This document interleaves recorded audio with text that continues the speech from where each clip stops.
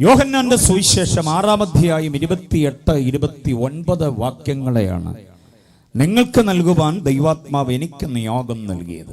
ആ വാക്യത്തിന്റെ പ്രധാന പ്രമേയം ഇത്: പരീശന്മാർ, എസേന്യർ, എരിവുകാർ, ഹെരോദ്യർ, അങ്ങനെ യഹൂദപക്ഷത്തിലെ പല ചില ആളുകൾ ഒരുമിച്ച് കൂടിക്കൊണ്ട് യേശുവിനോടൊരു ചോദ്യം. ഗുരു, യേശു പ്രഭാഷണം ചെയ്യുന്നിടത്തൊക്കെ അങ്ങനെ ചില ചോദ്യങ്ങൾ ഉയർന്നു വരാറുണ്ട്. കൈസർക്ക് കരം കൊടുക്കുന്ന വിഹിതമാണോ എന്നൊക്കെ ചോദിച്ച പുള്ളികൾ തന്നെയായി വരും. വാക്കിൽ കൊടുക്കേണ്ടതിനാണ്, വാക്കിൽ വീഴ്ച വരുത്തേണ്ടതിന് വേണ്ടിയാണ്. പക്ഷേ എനിക്ക് അഭിമാനമുള്ളത്, എൻ്റെ യേശു ആരുടെയും തന്ത്രങ്ങളിൽ കുരുങ്ങിപ്പോയ ഒരാളല്ല.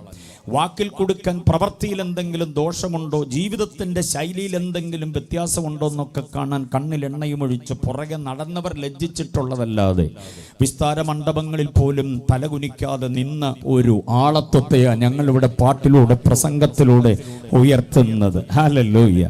ആ യേശുവിനോട് ചോദിച്ചു, ഗുരു, ദൈവം ഞങ്ങളിൽ പ്രസാദിക്കാൻ ഞങ്ങൾ എന്ത് പ്രവൃത്തിയാ ചെയ്യേണ്ടത്? വെടി വഴിപാട് മതിയോ, അതോ നിലത്ത് കിടന്ന് ഉരുണ്ടാ മതിയോ, ചോര അങ്ങനെ അങ്ങോട്ട് ഒലിപ്പിച്ചു കൊടുത്താൽ മതിയോ, എണ്ണ പകർന്നാൽ മതിയോ, നരബലിയും മൃഗബലിയും തകൃതിയായി നടത്തിയാൽ മതിയോ? രാവിലെയും വൈകിട്ടും പ്രഭാത പ്രദോഷ യാഗങ്ങൾ ഞങ്ങൾ ചെയ്യുന്നുണ്ടല്ലോ, ആടിനെ വെട്ടുന്നുണ്ട്, കാളക്കുറ്റനെ വെട്ടുന്നുണ്ട്. ഇതൊന്നും ചെയ്യാൻ പറ്റാത്തവർ കുറുമ്പ്രാവിൻ്റെ പെടലി പിടിച്ചു ഓടിച്ച് അതിനെ യാഗമർപ്പിക്കുന്നുണ്ട്. അതും കൂടെ കൊണ്ടുവരാൻ കഴിയാത്തവൻ അന്ന് രാവിലെ ചപ്പാത്തി ഉണ്ടാക്കി കഴിക്കാനുള്ള നേരിയ മാവ് ഉപ്പും കൂട്ടിക്കൊണ്ടുവന്ന് ഭോജനയാഗം നടത്തുന്നുണ്ട്.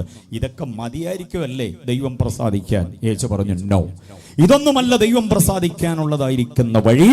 ദൈവം അയച്ച ഒരുവനുണ്ട്, അവനിൽ വിശ്വസിക്കണം. Price the Lord. ദൈവം അയച്ച ഒരുവനെ നിരുപാധികം വിശ്വസിച്ചുകൊണ്ട് വിശ്വാസമാർഗത്തിന്റെ തലത്തിലേക്ക് ചുവടുവെച്ച ഒരുപറ്റം ദൈവമക്കളുടെ മുൻപാകെ ഈ വിഷയത്തെ ഞാൻ അവതരിപ്പിക്കുന്നത് നിങ്ങളുടെ പ്രാർത്ഥനയുടെ സഹായം തേടിക്കൊണ്ട് നമ്മൾ ഒരുമിച്ച് ദേശത്തോട് സുവിശേഷം പറയാൻ വേണ്ടിയാ. Price the Lord. അതുകൊണ്ട് ഇന്നത്തെ പ്രസംഗം കേട്ടിട്ട് ഒരു ഉണർവില്ലായിരുന്നൊന്നും പറഞ്ഞുകൊണ്ട് എഴുന്നേറ്റ് പോകരുത്. നാട്ടുകാർ ഉണർത്തപ്പെടണം ആത്മീയതയുടെ ട്രാക്കിലേക്ക്.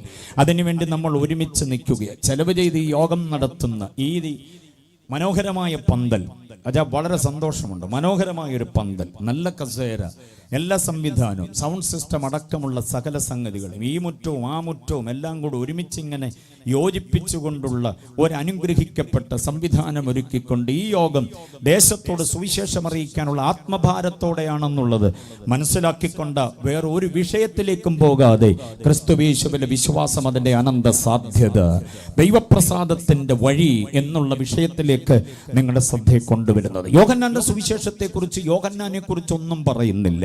പക്ഷെ എന്തെങ്കിലും ഒന്ന് പറയാതെ പോയാൽ, പ്രസംഗശാസ്ത്രമൊക്കെ ഞാൻ പഠിപ്പിച്ച IM വിദ്യാർത്ഥികൾ ഇവിടെ ഇരിപ്പുണ്ട്. അവർ പറയും, സാറേ അത് അങ്ങനെ പഠിപ്പിച്ചിട്ട് പിന്നെ ഇങ്ങനെ പറഞ്ഞു കയറിപ്പോയത് എന്നാന്ന് അവർ ചോദിക്കും.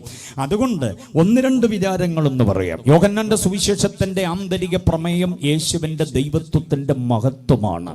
മനസ്സിലായോ?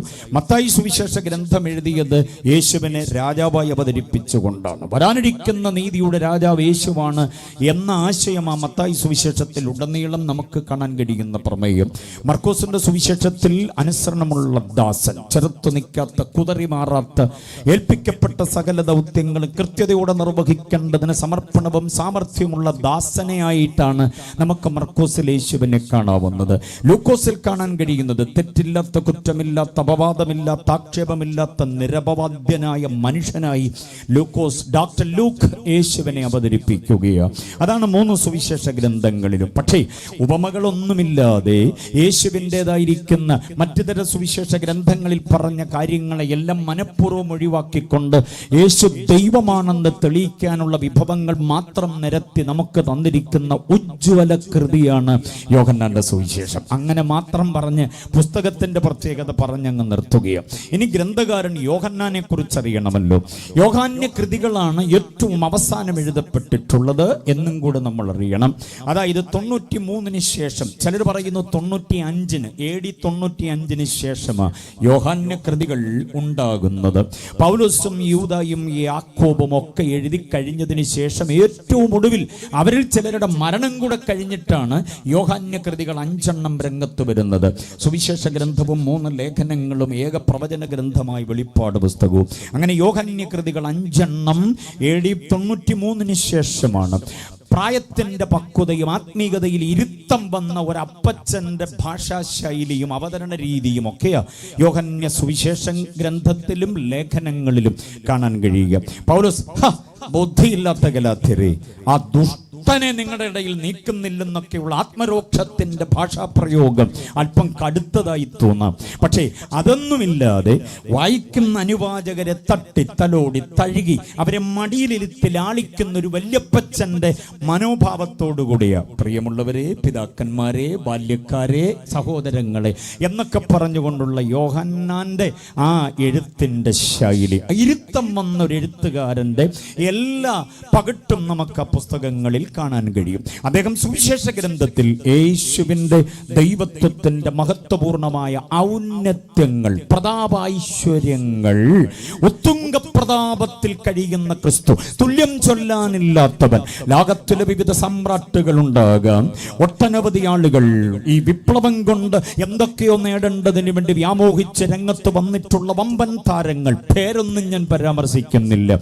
ചരിത്രത്തിൽ ഒടുങ്ങിപ്പോയവരും ഇന്നും നെഞ്ചും വിരിച്ച് നിൽക്കുന്നവരൊക്കെയുണ്ട്.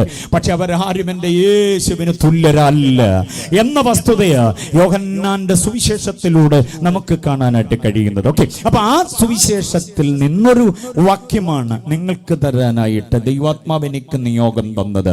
അഭിഷക്ത ദൈവദാസന്മാർ ഒത്തിരി പേരുണ്ട്, ദൈവദാസിമാർ ഒത്തിരി പേരുണ്ട്, ബൈബിൾ സ്കൂൾ വിദ്യാർത്ഥികളൊക്കെ ഒത്തിരി പേരുള്ളത് കൊണ്ട് യോഹന്നാനുമായി ബന്ധപ്പെട്ട ഒരു ചിന്ത കൂടെ ഞാൻ വേഗം ഒന്ന് പറഞ്ഞോളാം. യോഹന്ന കൃതികളിൽ 5 എണ്ണത്തിലും നമ്മൾ ശ്രദ്ധിച്ചാൽ, വെളിപ്പാട് പുസ്തകം ഒഴികെ ബാക്കിയുള്ള കൃതികളിലൊന്നും യോഹന്നാനാണ് ഇത് എഴുതിയതെന്നുള്ളതിന് ഒരു ക്ലൂവും താൻ ശേഷിപ്പിക്കുന്നില്ല, ഒരു തെളിവും തരുന്നില്ല. പത്രോസിന്റെ ലേഖനത്തിൽ പത്രോസ് പറയുന്നുണ്ട്, നിങ്ങളിൽ കൂട്ടുമുപ്പനായ ഞാൻ എഴുതുന്നത്.